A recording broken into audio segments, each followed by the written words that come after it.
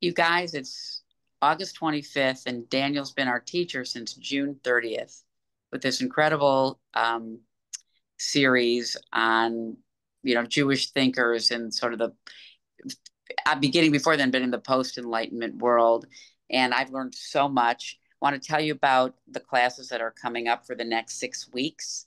Um, Next week is Labor Day, so the ALI will not be meeting on September 8th. Believe it or not, Daniel is coming back for an encore. We're going to actually, every thinker that we've talked about in this series was born in Europe. I mean, really came from the centers of Jewish thought, prior to World War II. And today we'll do a little bit about post-Holocaust theology with Joseph Soloveitchik. But there was a whole Judaism in America that was burgeoning, starting before then, but really in the 1800s, 1900s. And we're going to learn about Mordecai Kaplan and really what his revolutionary ideas really captured the essence of Jewish life in America throughout the 20th century. And still the reverberations still impact us today. So it's going to be one class on Mordecai Kaplan. And then the following 4 weeks are going to be with a professor from USC and also Hebrew Union College. Her name is Leah Hockman. And she's going to be focusing on sort of feminist, not feminist, but women Jewish thinkers that completely changed the conversation about Jewish thought when women's scholarship entered that field. And most of that didn't exclusively happen in Israel, but also in America. So I hope you'll join us beginning September 15th. I do want to say, first of all, a personal thank you to everybody who donates to the collaborative and has made it possible for us to engage Daniel for this series. If you have not yet had a chance to make a contribution and you loved the class, even a tiny something, it makes a big difference for us because we're a small operation. We don't have a big budget. We appreciate everything that all of you do and are so glad that we can keep offering this program. So without further ado, I want to turn this over to Daniel. Thank you.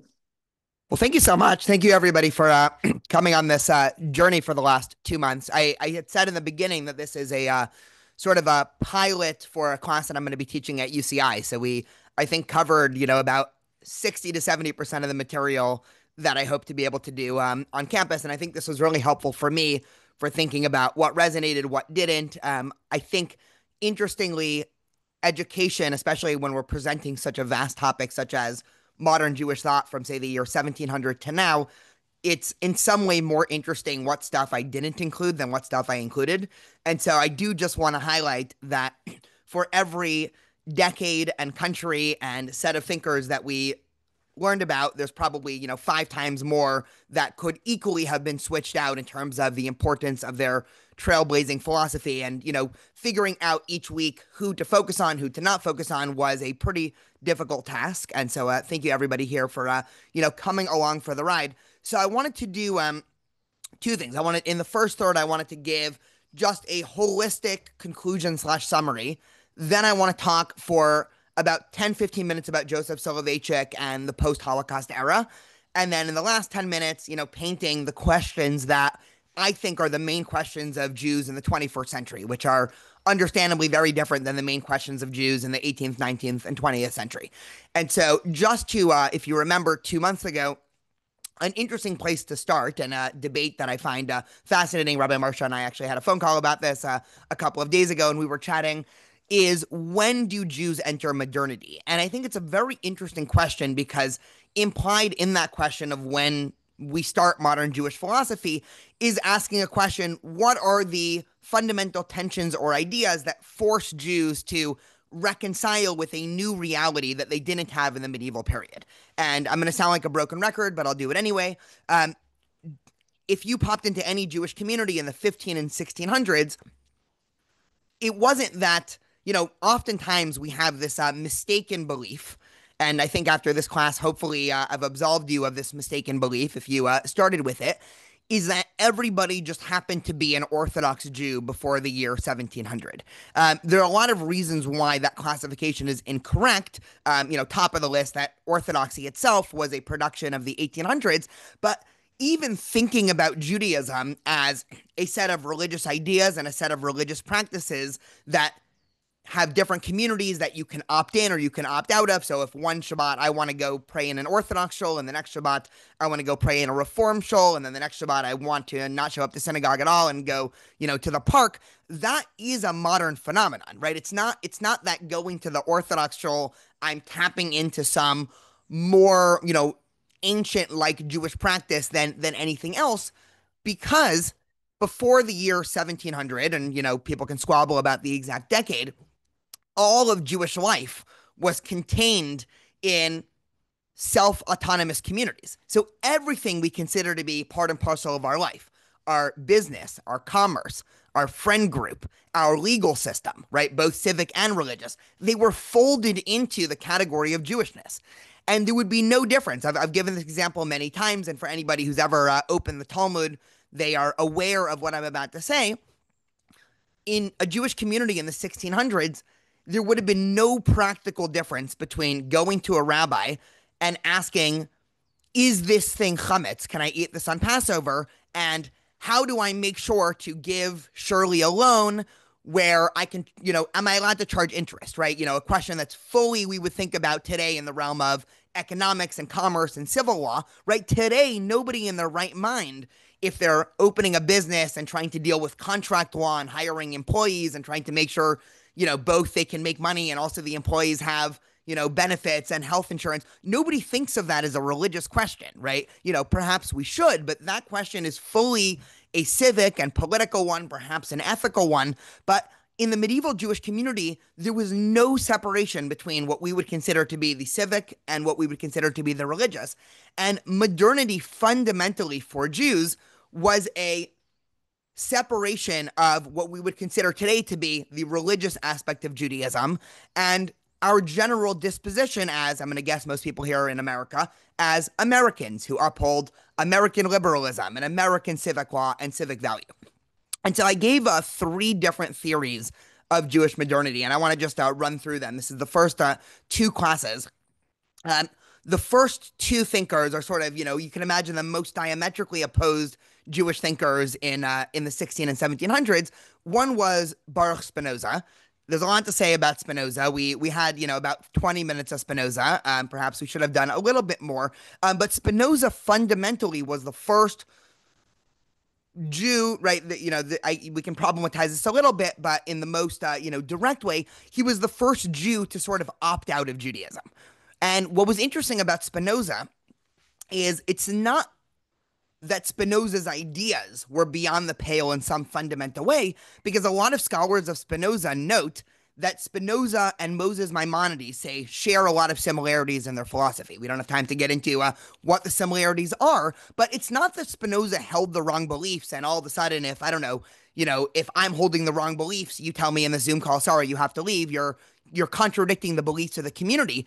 What was fundamentally different about Spinoza is that he was around at an inflection point in history where he was able to say, even though I was born Jewish into a very traditional Jewish family, probably a family of conversos from Spain and Portugal, I'm opting out, right? I'm separating myself from the community. And then the community, of course, excommunicated him. But Spinoza laid a framework that in some way Jews have been battling against for the last 300 years. And when I say Jews, I mean anybody that's a part of any established Jewish community. So it doesn't matter if your Jewish community is ultra-Orthodoxy or Reform or Jewish Collaborative or Zionism, right? Anybody under that umbrella is making the affirmative decision every single day to opt into Jewish life. And this understanding that Spinoza is the father of Jewish modernity is exactly this point. What separates Jewish modernity from Jewish pre-modernity is that Jewishness is largely, or opting into Jewish practice, Jewish community is largely a choice, right?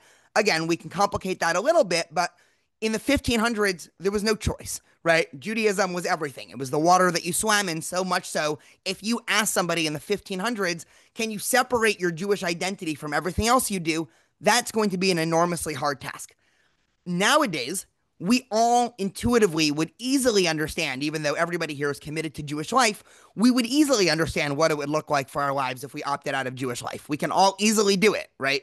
The rest of the day, we can decide to opt out of Jewish life. And that is one of the inflection points that Spinoza and the subsequent Enlightenment challenge to Judaism brought on. The second, I had said that this is diametrically opposed, is Shabtai Tzvi. And if Spinoza challenged Judaism from a place of secularity, Shabtai Tzvi challenged Judaism from a place of messianism and mysticism. Just a reminder, Shabtai Tzvi, perhaps one of the most interesting Jewish thinkers that we've ever come up with, he proclaimed himself along with his sidekick Nathan of Gaza to be the Messiah sometime in the year in the mid 1600s. And Shabtai Tzvi immediately captivated the ear of about 50% of the Jewish community in the world, right? So this is not just, he was in Turkey and then Israel. So we're not talking about just, the Sephardic Jewish community. Word of Shabtai Tzvi soon spread to Eastern Europe, where the Ashkenazi community was reeling from what was called the Chmielnicki massacre or the Chmielnicki riots, where hundreds of thousands of Ashkenazi Jews were killed, and people were looking for a Messiah, for a savior. And Shabtai Tzvi came up with this philosophy that, according to many scholars of Judaism, first and foremost Gershom Scholem, argues had a huge effect on the Jewish community today, which is Shabtai Tzvi's philosophy was, sometimes you have to enter the realm of sin in order to uplift the world, right? The way that Shabtai Tzvi did this is converting to Islam, and many of his followers viewed his conversion to Islam not as him turning his back on Judaism, but as the sort of final plunge into the darkness in order to uplift the sparks. But as Gershom Scholem shows, many Jewish movements after Shabtai Tzvi, including, according to Gershom Scholem, Hasidism, the Hasidic movement, Reform Judaism, and Zionism, right? So you could think of three major movements of Jewish modernity, were in some way influenced by this way of Shabtai Tzvi's thinking of sometimes there are values that are more important than Jewish law, right? And this is the second, I would argue, theme of Jewish modernity. If the first one is that you can decide to opt out of Jewish life, the second is the rise of Jewish philosophies that argue that, yes, there's Jewish law, but there could actually be Jewish values that are more important than Jewish law. That would have sounded crazy, by the way, to any Jew in the medieval period. If you tried to enter a time machine, it doesn't matter if you were in the Sephardic community or the Ashkenazi community or where you were. If you tried arguing to somebody in the year 900 CE that there are Jewish ideas and meta-Jewish values more important than Jewish law, you would probably have been laughed out of the room because their understanding of Jewish law is that it's all-encompassing of the values and meta goals of Judaism. All of a sudden, Shabtai Tzvi, with his eclectic philosophy of sometimes you have to sin for a greater purpose, it's not hard to see how that paves the road for other Jewish ideologies that are fundamentally not based around Jewish law. And so, right, we can give an example from each: Hasidism, Zionism, and Reform Judaism. For Hasidism, when we talked about the Hasidic movement, which is, of course, a product of modernity, we read that, fascinating story of the boy who brings a flute to synagogue on Yom Kippur, right? That is something that is not allowed according to Jewish law. And this boy is playing the flute beautifully, and everybody's embarrassed. And then the Baal Shem Tov, the founder of Hasidism, at the end of the service, instead of reprimanding this boy for breaking Jewish law, he says, this was the most beautiful prayer God ever heard. God threw open the gates of heaven when he heard this flute. Because for the Baal Shem Tov and for Hasidism, and this is again connected to the second major theme, the subjectivity of religious experience, we talked about this last week also with Martin Buber and his understanding of Hasidism, but the subjectivity of Jewish experience is in and of itself a value, right? Another modern Jewish idea. I'll give one more example. In the year 1000, right, I'm picking on the year 1000, perhaps unfairly. It would be the same thing for 800 and the same thing for the year 1200. But if a young Jewish child, say 14, 15, 16, said, I don't find something meaningful that would not have been a part of the normal lexicon that somebody would have had, right? Who cares, right? Would have been the sort of gut response, right? That your subjective feeling of meaning is not something that we're overly worried about. Again, we can probably quibble and complicate this a little bit. There were some Jewish movements, especially in the Sephardic Jewish community, that, subtly pushed back against this. But generally, the subjective value of religious experience, that do you find meaning in it? Do you find personal growth? That would have been very low down on the totem pole. All of a sudden, with Hasidic Judaism, and I would argue with many other forms of Judaism in modernity, all of a sudden that becomes one of the most important things. The last thing, and then we'll have finished the review, and then we'll get to Joseph Soloveitchik after some questions, is perhaps Jewish modernity starts with Moses Mendelssohn, which is the most classic place that people start Judaism. We spent a whole week on Mendelssohn and have referred to him since. But Moses Mendelssohn, just a reminder, he was born in, what would eventually be called Germany in the 1700s. He's considered the father of the Haskalah, the Jewish Enlightenment. And Mendelssohn's importance is that he was the first Jewish thinker to really tease out the realm of Judaism as a religion from everything else. And he was the first one to propose that Judaism is a religion, and you can practice that religion while being a good German citizen or French citizen or American citizen, and those two identities need not come in conflict at all. And so Mendelssohn comes on the scene of Jewish modernity because, yes, we have this first question of Jewish modernity, the question of meaning, the question of community, the question of, how do you respond to all of these new age ideas? But the second is, how do Jews fit in to fundamentally non-Jewish societies in the advent of modernity? And Moses Mendelssohn begins the conversation. This is a conversation arguably that the Jewish community is still having. But Mendelssohn begins this conversation by saying, Judaism is a religion.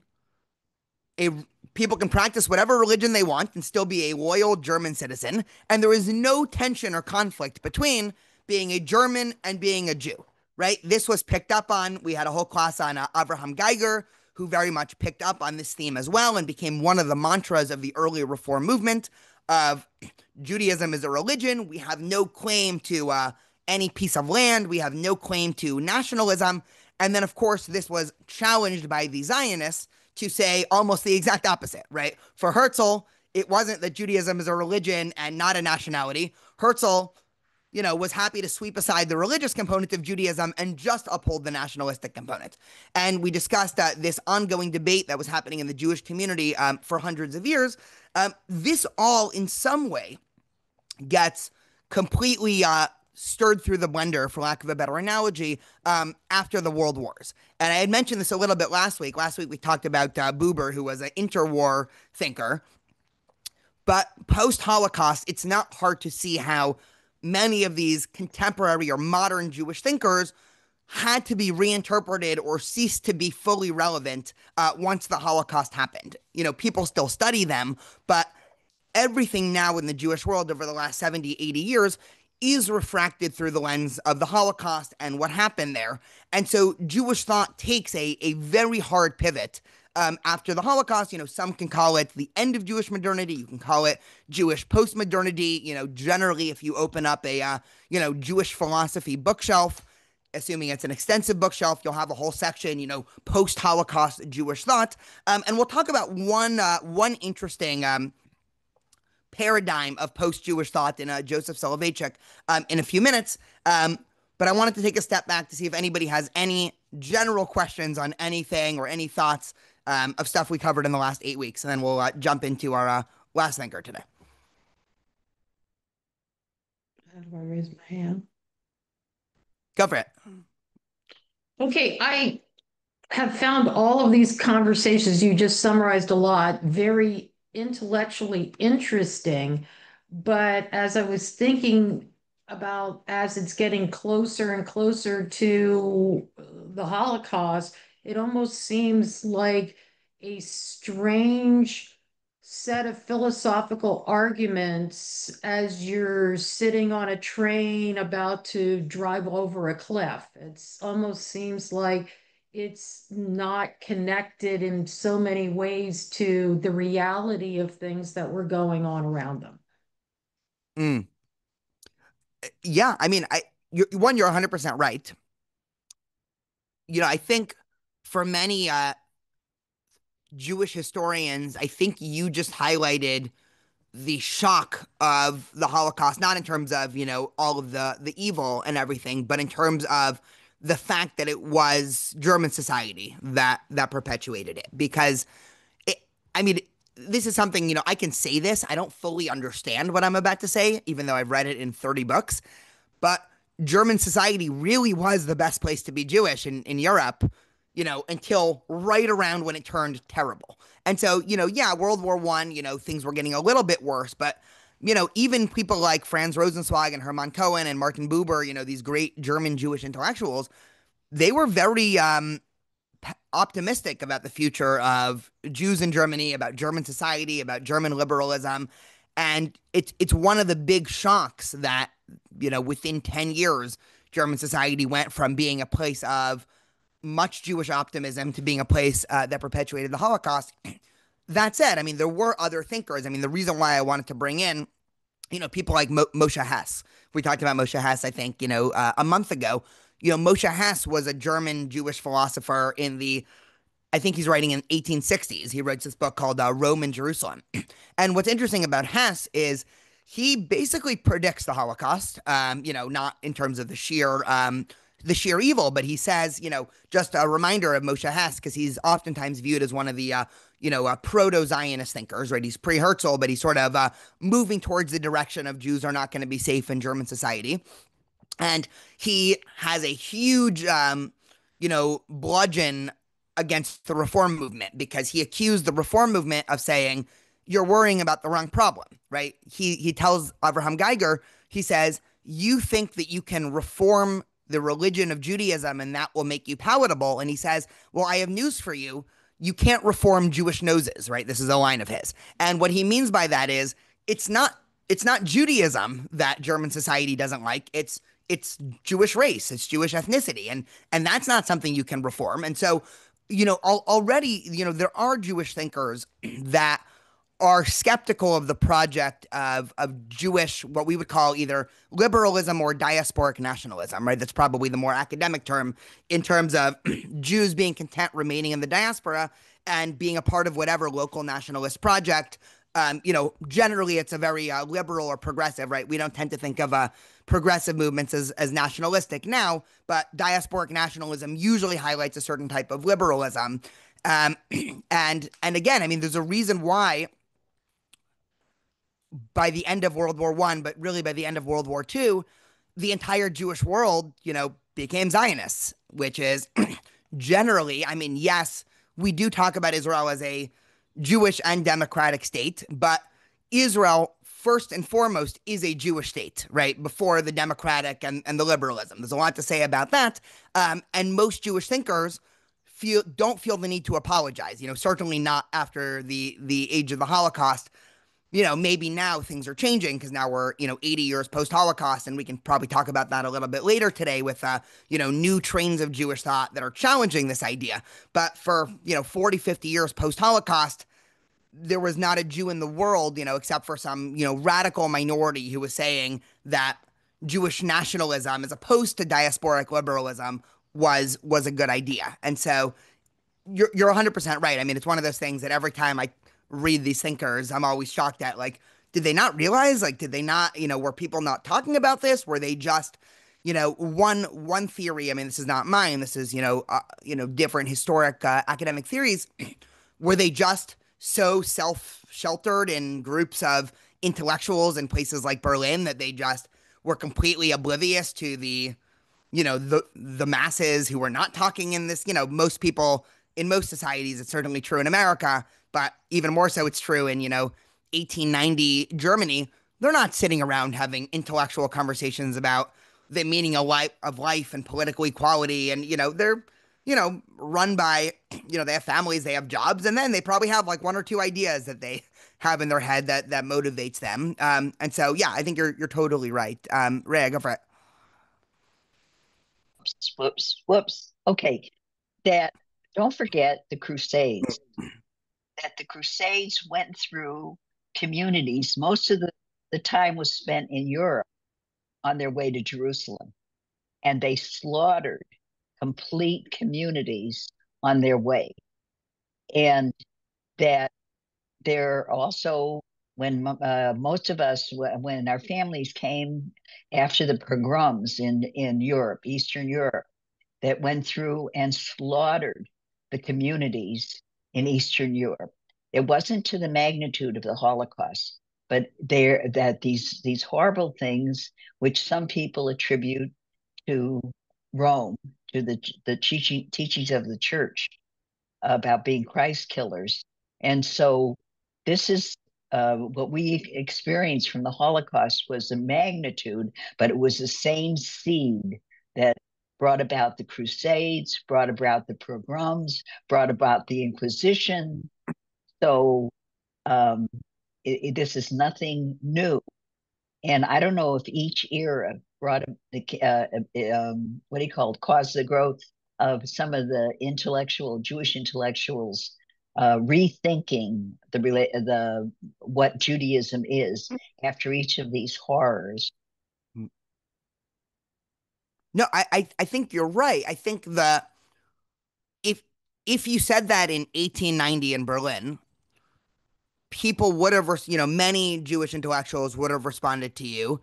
You're right, and this is why post-religious German liberal society is specifically embarrassed by that, which is true. I mean, for a certain type of intellectual, liberal German intellectual, they would have been ashamed of things like the Crusades and everything there. And that was sort of the battle that was fomenting. Obviously, what was bubbling up is exactly what you just said, a new form of anti-Semitism that was unseen by most Jews. In other words, and Moshe Hess, because just because he turned out to be completely right, I mean, the thing that he accused, or not accused, his intellectual problem with the reform movement's political ideas, right? Not necessarily religious ideas, but political ideas, was that he thought they were fighting the last war, right? You always joke, a country always prepares for the previous war.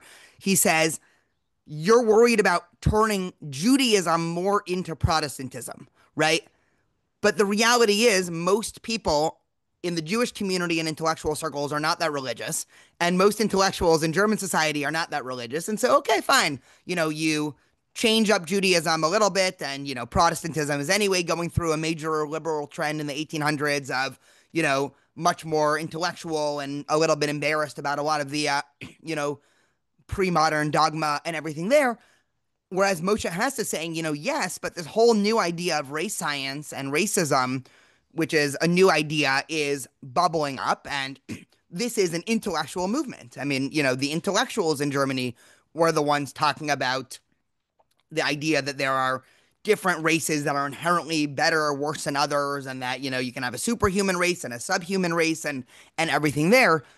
So I think you're right. I think, oftentimes or the Jewish community is looking backwards and saying, arguably this is a lot of the shock of the Jewish community in the last couple of years during the sort of new wave of anti-Semitism that we've been seeing over the last couple of years, which is a type of anti-Semitism that is much more connected to the Soviet Union and a lot of their propaganda against, I don't even want to call it Zionism because it's, Zionism with quotation marks. They've defined this thing as Zionism and then have become anti-Zionists, as opposed to real Zionism and thinking about it. There's more to say on that. But, for a long time, obviously not anymore, the Jewish community said, well, anti-Semitism comes from neo-Nazis and white supremacists and, the right, which is correct. I mean, anti-Semitism does come from that direction. And also there's new types of anti-Semitism that, also need to be worried about. So I think you're entirely right. And this, I think, is something that also separates post-Holocaust Jewish thinkers from pre-Holocaust, which is, again, I'm going to make a generalization, so I'm sure, one or two people will not fit this exception, but nobody in the Jewish world today talks about, eradicating anti-Semitism or a full Jewish assimilation, right? It's unheard of. In the 1900s, many Jewish thinkers were talking about, yes, history moves in a straight line and eventually things are going to get better and anti-Semitism will one day completely dissipate. There's almost no Jewish thinker, it doesn't matter if you're right-wing, left-wing, Reform, Orthodox, secular, very religious, who thinks that anti-Semitism is one day going to just disappear. And so I think that was certainly something that the post-Holocaust era, I think, brought about. And people stopped looking for these sort of, grand solutions also. I mean, pre-Holocaust, there were all these programs written for, here's the exact playbook that Jews need to adhere to in order to make themselves more palatable to French society. We don't really hear that anymore. Obviously people have different ideas of how Jews can make ourselves safer and temper down anti-Semitism, but this idea that Jews can just assimilate away, or Jews can just change our religious norms, or Jews can, become a little bit more patriotic, right? I don't think I've ever met a Jew who believes, all we need to do is X, Y, or Z, and then anti-Semitism will go away. And that is a big difference between if you read Jewish thinkers in the 1800s and early 1900s than now. So I think it's a great idea. Okay, I do want to get to Joseph Soloveitchik because I think he has some very interesting ideas and some of my favorite. And Soloveitchik was born in Eastern Europe, and he spent most of his life in New York, and so he is sort of a one of the bridges between pre-Holocaust Eastern European life and post-Holocaust Jewish traditional life in America. Joseph Soloveitchik, just a 2-second background. He was a scion of one of the Talmudic dynasties in Eastern Europe called Brisk. And Brisk was known as the sort of, intellectual of the intellectuals of Talmudic rabbis. And still to this day, it's an enormously popular way of studying Talmud within a lot of Orthodox circles. And the Brisker method, I'll just give a, 30-second introduction and then, probably nobody will understand what I'm saying and then we'll move on, is based off of, right? So Talmud is based off of finding contradictions within the Torah and reconciling it and trying to argue, if this seems to be saying A and this other thing seems to be saying B, what's the answer? Oh, it's some new thing. It's some C.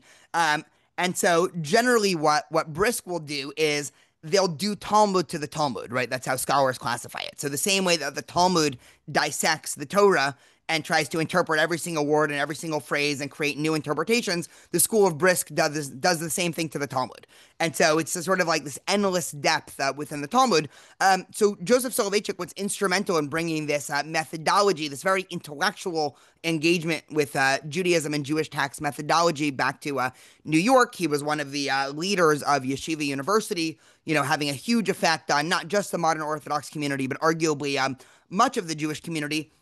But he was also very much in the vein of Buber that we saw last week. He was a Jewish existentialist. And I think arguably the Holocaust, the Holocaust had just as much of an effect on the Orthodox community as it did on the non-Orthodox community, albeit in different ways.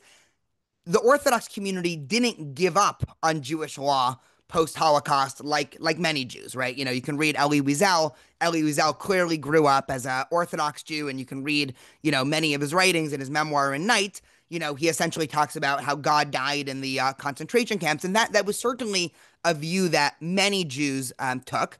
For the Orthodox community, Rav Soloveitchik, again, kind of focused more on this existentialist or subjective religious approach. So I want to read, we'll do 2 texts and we can talk about it. And I think this is a good way to sort of start to end this class in terms of this philosophy, because it's at once very traditional and quite radical. I've probably shared this text before because it's one of my favorite and I think the most provocative Jewish texts. And so we'll read as follows. This is Joseph Soloveitchik talking about the idea of sacrifice. And, he talks about the Akedah, right? Genesis 22, with the, story of Abraham sacrificing or being willing to sacrifice his son. But we also have to remember he's writing to a generation of Jews. He's maybe writing this in the 1950s and 60s. And so, he's writing this to a group of Jews who just went through the sort of ultimate sacrifice of the Holocaust. And so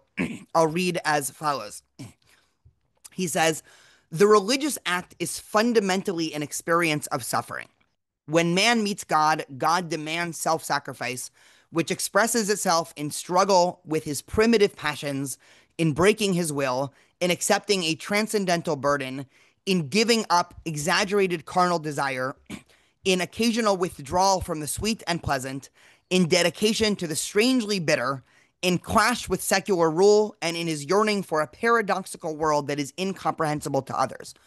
Offer your sacrifice. That is the fundamental command given to the man of religion.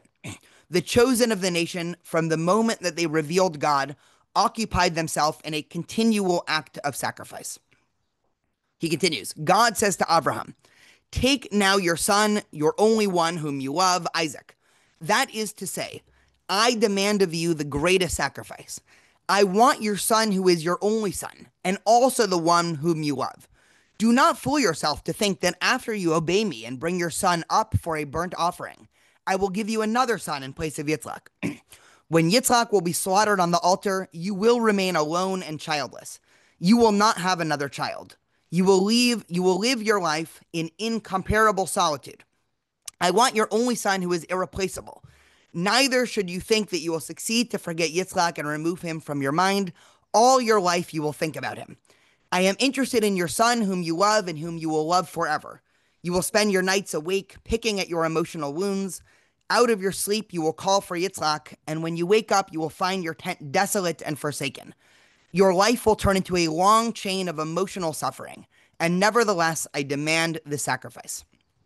Clearly the experience, which was rooted in dread and suffering, ended in ceaseless joy. When Abraham removed his son from the altar at the angel's command, his suffering turned into everlasting gladness, his dread into perpetual happiness. The religious act begins with the sacrifice of oneself and ends with the finding of that self, but man cannot find himself without sacrificing himself prior to the finding. So this is a very, very, strong words from Joseph Soloveitchik. I actually, when I first discovered this text, because this isn't one of his, he wrote a couple of main works. His two most famous works are one is called Lonely Man of Faith, which I'll just talk about a little bit, and then we can talk about how it relates to this piece. Lonely Man of Faith is a philosophic meditation on what it means to have faith in the modern world, and to really strive to tackle this dialectic. Joseph Soloveitchik speaks in terms of dialectics a lot, right? It's sort of, from his Talmudic mind of finding contradictions in the Talmud and balancing it. He did the same thing philosophically. And so the entire, philosophy of Joseph Soloveitchik revolves around this dichotomy between the secular man who's engaged with material and the religious man who's engaged with the spiritual. And there's, one more text that we can talk about in terms of that. His other book is called The Halachic Man, in which he gives forth his view of the world through the lens of Jewish law. It's a very, one of the most interesting Jewish books that I think has been written in the last couple hundred years. This isn't a lesser known Jewish book called Divrei Hashkafa, just his, views of Jewish law. What's so interesting about this, and why I think this is the sort of, in some way, the quintessential post-Holocaust Jewish text in many ways, is that a couple of years ago, I gave a class, and the class was highlighting the fact that in the medieval period, and somebody before I mentioned the Crusades, there started to be a proliferation of attention to the Akedah, but not in the same way that the Talmud talks about the Akedah. So let's take a step back. The Akedah, God tells Abraham, sacrifice your son. Abraham listens, and it's only the angel that saves Abraham. And so many of the rabbis in the Talmud, understandably, want to ask, what the heck, Abraham? Why are you not standing up for your son? And so the rabbis come up with this whole backstory, really this is the devil was testing Abraham and, everything there. But the rabbis in the Talmud, again, we're talking 2nd to 7th century, are circulating around the idea that this sacrifice makes us uncomfortable, right? I imagine many of you, when you read the story of the Akedah and the Torah every year, you're slightly uncomfortable by the story. In the Middle Ages, things take a very sharp turn. And Jewish writers in the Middle Ages, specifically the Ashkenazi community, start to look at the Akedah not in the sense of, oh my goodness, how could a good God do this? But they start to accuse Abraham as not actually having sacrificed enough. There's some really powerful poems from the medieval Ashkenazi community. One in particular, this very strong line saying, Abraham, you were only willing to sacrifice one son. I sacrificed seven. And what are they talking about? They're talking about exactly what, whoever mentioned the Crusades before, that entire Jewish communities were decimated and destroyed for the very act of wanting to remain Jewish. And this was a choice, right? Unlike, say, the Crusades or Nazi Germany where, unlike, the Holocaust and Nazi Germany where you couldn't opt out of being Jewish, in the Middle Ages, you could opt out of being Jewish, right? If the Crusades came to town and you got wind of a, Crusader army marching, and you decided to convert yourself and your family to Christianity, 99% of the time, unless somebody accused you of faking it, you would be safe. And you would be able to live the rest of your life as a Christian, and your children would be safe, and your grandchildren would be safe. But in the medieval Ashkenazi community, the vast majority of people did not take this route. And the vast majority of Jewish thinkers and Jewish leaders in places like France and Germany were saying, even if it's sacrificing our life, even if it's sacrificing our future kids' lives, we have to remain Jewish.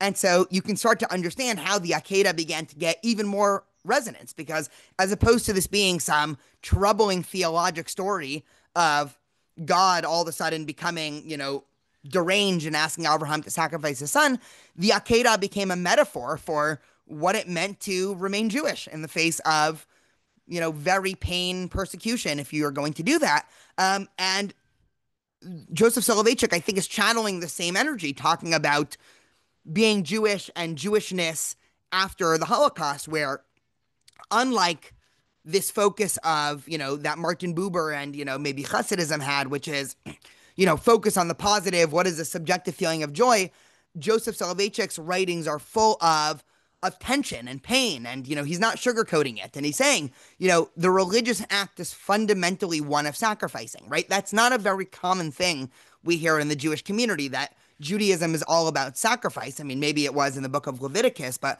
hardly you would hear, many other Jewish thinkers using that language. Yet I think he was tapping into something, both in terms of what it means to be Jewish in the face of persecution, also in the sense of even the last sort of, physically troubling part, but even what he's talking about in terms of, just to, I'll reshare my screen for 1 second, just to quote this exact line, right? Giving up carnal desire, withdrawing from the sweet and pleasant, right? Strange clash with the bitter rule, right? Yearning for a paradoxical world that is incomprehensible for others. Joseph Soloveitchik, unlike other Jewish thinkers who are channeling their program, again, in places like Germany in the 1800s to say, how can Jews make ourselves more understandable to others? For Joseph Soloveitchik, the idea is the exact opposite, right? For him, faith is supposed to be a lonely journey, whether we're talking about Jewish community or individual. And the religious life for Soloveitchik is supposed to be a life that's lived in tension, not a life that's lived in simplicity. One more text, and then we can discuss this, and then I can offer just an overall conclusion. This is from his Lonely Man of Faith. If you've never read this book, I highly recommend. It's not very long, and the entire thing is centered around a commentary of the first few chapters of Genesis. And if you remember from the first few chapters of Genesis, there's two different creation stories, right?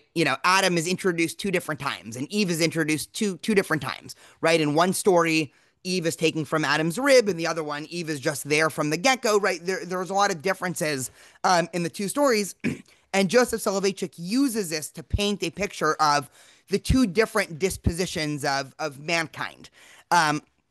He says the first is the majestic man of dominion and success, right? This is the man who, if you remember, when God creates Adam the first time, he tells him, rule over the earth, right?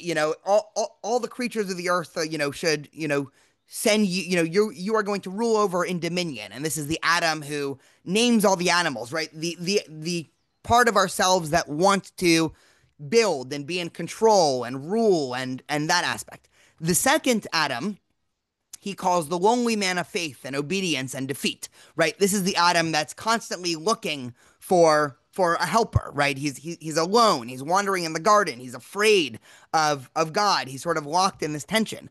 And Joseph Soloveitchik says, these are not two different people locked in an external confrontation as an I opposite a thou, right? This is a nod to Buber, but one person who was involved in self-confrontation. In every one of us abide two persona, the creative, majestic Adam the first, and the submissive, humble Adam the second. God created two Adams and sanctioned both. Rejection of either aspect of humanity would be tantamount to an act of disapproval of the divine scheme of creation, which was approved by God as being very good. And so Soloveitchik paints his sort of direction or his guidebook for what it means to be a Jew living in the 20th and then 21st century as this is not an identity that should be simple, right? This is why I wanted to really end with this and, talk about, just for a few minutes, I think some of the current trends of Jewish thought, because much of Jewish writing in the 18 and 1900s were attempting to make Jewish life simple, right? We could reduce Judaism to these ideas, or Judaism is all about these ideas, or, it's not about the religion, it's just about building a nation state, right, aka Zionism, or, but Jewish thinkers, and I had made this joke a couple times, but it's true that all Jewish thinkers try to argue they are uncovering, the pure Judaism, what Judaism's always been about. So if you're, Reform, well, Judaism's always reformed itself. And if you're Zionist, well, Judaism's always been about Israel. And if you're Orthodox, well, Judaism's always been about Jewish law, right? Everybody sort of has this desire to argue they are sort of like archaeologists excavating the pure type of Judaism.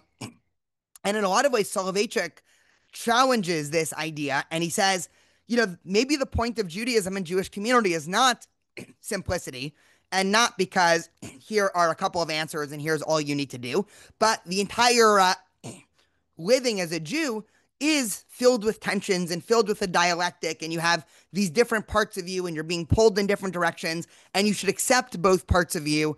And religion is both an act of suffering and also an act of incredible joy.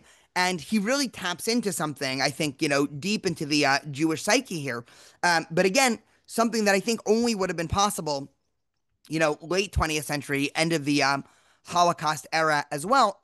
The last thing that I'll say, and then we can take some questions, is that, I had mentioned this before, but just to reiterate, post-Holocaust, people lost their appetite for sort of, grand plans for the Jewish people, whether internally or externally. And so, the Jewish community in the last, 50, 60 years has become a lot more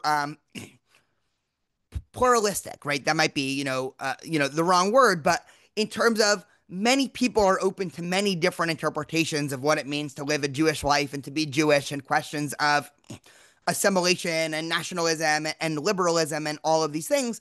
And I think this is another post-Holocaust trend of a lot of people in the modern world have given up on trying to give grand solutions. And I mentioned this before with anti-Semitism, but just focused on the community, the ideas, how to better ourselves and our community and the world, without being so naive as to think, if we just, twist one or two knobs, then Jews are going to be safe, and everything there. And so, luckily, obviously everybody's aware of this, but I just have to say it, the Jewish community now is really split between two countries, right? America and Israel. Yes, there are a handful of Jews still in Europe. There's a handful of Jews still in South Africa, a handful of Jews in Iran and other places. But in terms of the two productions of Jewish ideas and, big Jewish communities that are not dwindling, it's Israel and America. And much of, I think, what's been interesting in Jewish thought over the last, 10 or 20 years is the relationship between these two different communities and a lot of the tensions that come up between these two different communities. And so perhaps that can be, background material for a different class. But much of the Jewish community now, is sort of content with the, not the anti-Semitism, of course, but, it's not like the advent of, all Jews need to move to Israel and be Zionists, or all Jews need to, stay in America and, be diasporic nationalists. Most Jews are content with saying, well, we can do both. We can be a Jewish Zionist American. We don't see an inherent conflict in that. And everything there, yeah, maybe I'm Reformed, but I'm glad that there's Orthodox Jews, or maybe I'm Orthodox, but I'm glad that there's Reformed Jews, right? That's what I mean by sort of a post-Holocaust pluralism. And the thinker, just I'll give him honorable mention. We could have spent the whole class on Emil Durkheim, but Emil Durkheim was, another post-Holocaust thinker who wrote a book called The 614th Commandment. And, just the background is there's supposed to be 613 commandments. And for him, Emil Durkheim is, you're not allowed to give the Nazis a post-war victory. And so for Emil Durkheim, the sort of mantra of post-Holocaust Judaism, as uninspiring as it might sound, is survive, right? And what he means by that is not just, stay alive, but for him, and I think it's become the mantra of a lot of Jews in the Jewish world today, is a philosophy that I think I also share. So I'll give a little bit of my personal opinion, which is I'm not so worried and I'm not so, strongly opinioned as to what form of Jewish philosophy and Jewish practice one has, right? That's what I think makes, me a pluralism.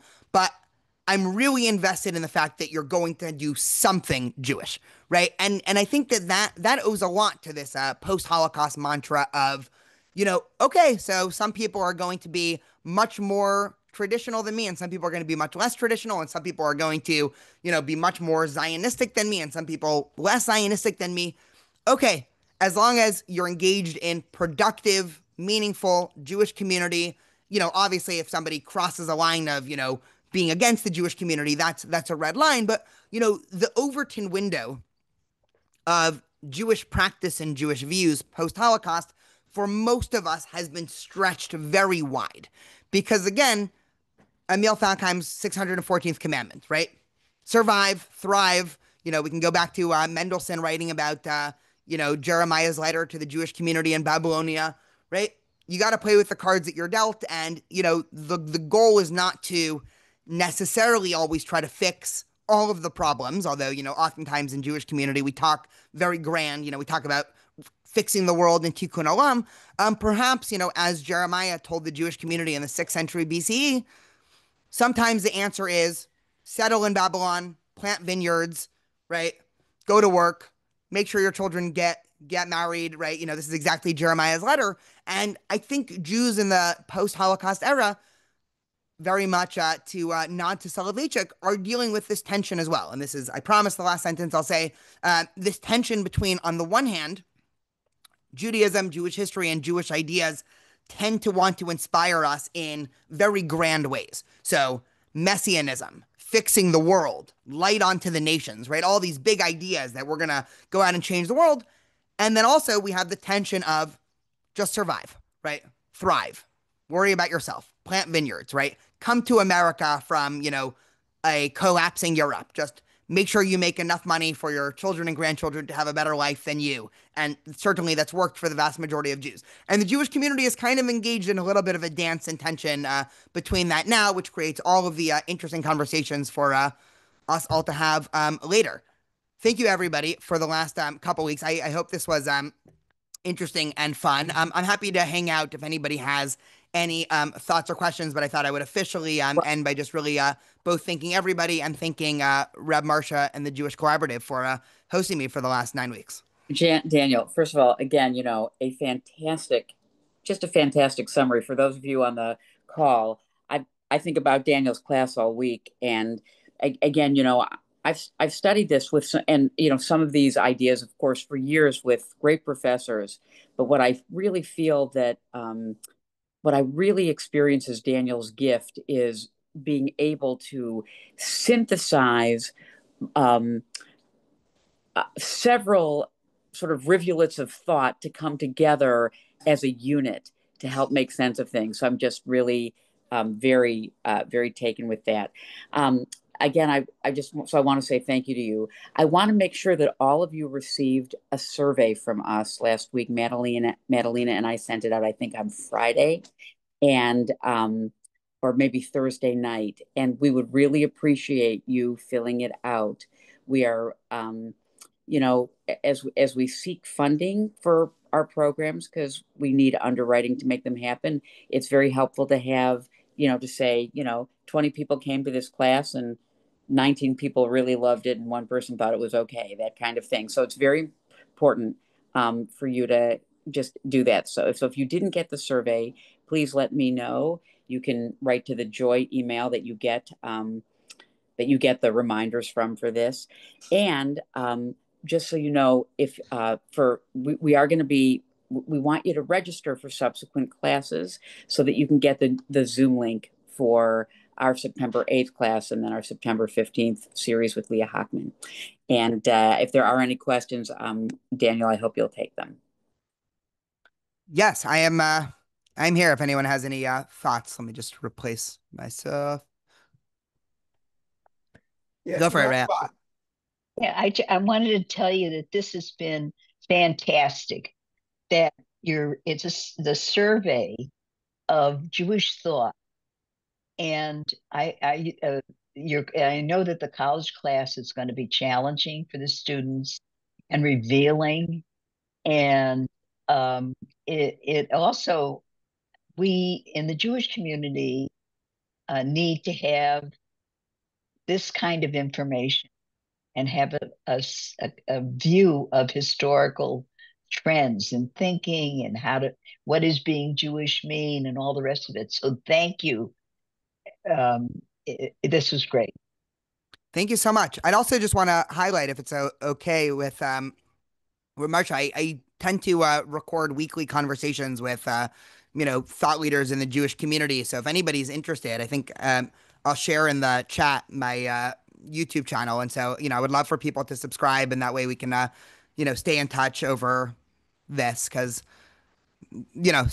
hardly a day goes by without me thinking of some of these questions. And so, what better than to share it with a community? Somebody started to talk before. Rabbi. Yeah, go for it, James. First, I want to thank a great series. Really, really enjoyed it and really knowledgeable.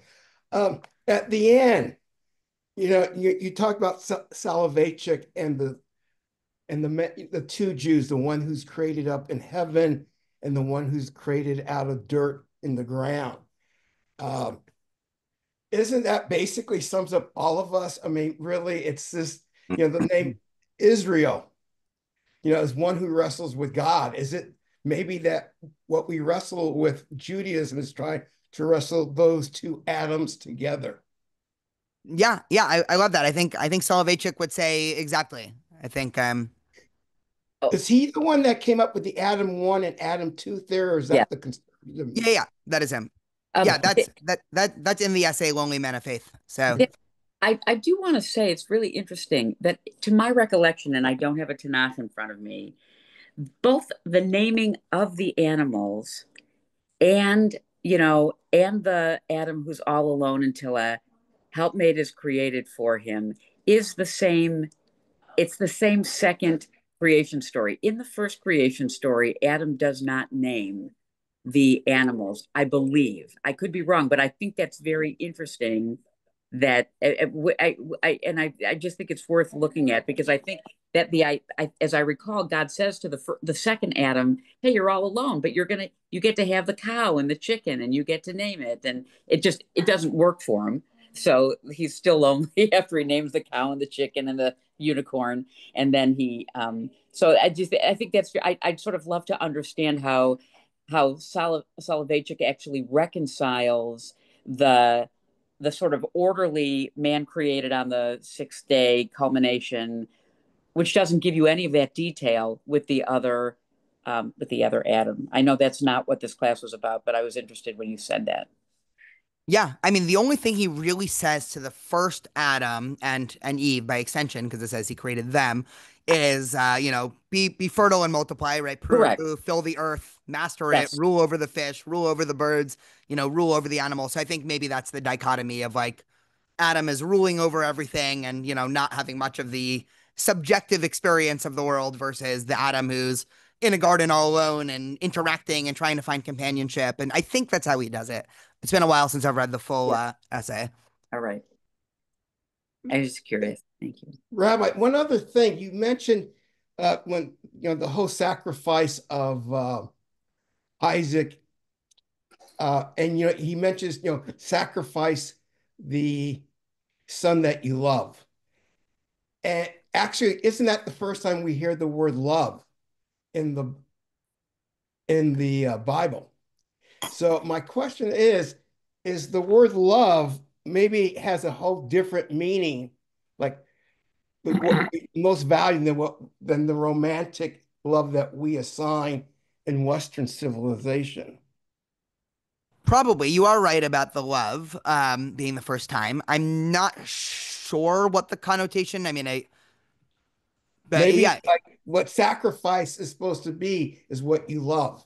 It's not like a romantic type of love, but Oh, sure. Yes. I think the idea that love requires sacrifice is an idea that I think most Jewish thinkers would affirm. Even the word for sacrifice in Hebrew is korban, right? And that comes from the word karov, which means to come close to something. So just even that understanding that the way to come close to something is to sacrifice in some way. It's very different than the English connotation of the word sacrifice, which is, almost like a tit for tat type thing. And so, Just a thought I want to share, which comes across to me as I'm listening. Our dear late Zichrono Rabbi Jacob Siegel, who was our rabbi, Marsha's rabbi, and his criteria for handling or dealing with conversion was a standard by which he defined someone who should convert in a very simple but such a very broad and sweeping way, which encompasses the meaning of so much of what you're saying, is they qualify if they're willing to cast their lot with the Jewish people. And he lets it at that. And that makes one disposed and ready to convert. So interesting, Dan. yeah, I really like that. That is really nice. Yeah. Well, on that note, since it's 10:34, I think we will conclude this class. Daniel will look forward to seeing you in 2 weeks and learn all about Mordechai Kaplan, and hopefully you'll be able to sort of weave in some of what we learned in the last 9 weeks into how he became who he was and what it was able to honestly recognize was going on in America.